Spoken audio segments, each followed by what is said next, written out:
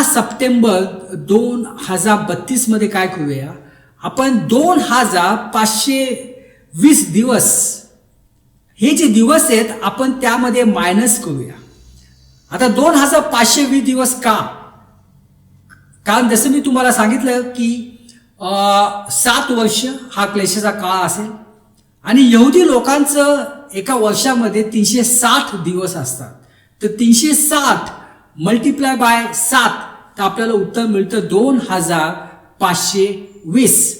तर हे जेव्हा आपण मायनस करतो तर आपल्याला एक तारीख मिळते आणि ती तारीख म्हणजे ऑक्टोबर 13, 2025.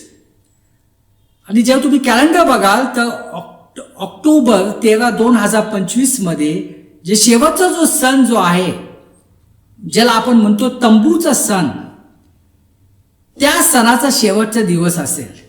म्हणजे फीस्ट ऑफ टॅबरनेकल का शेवटचा दिवस असेल.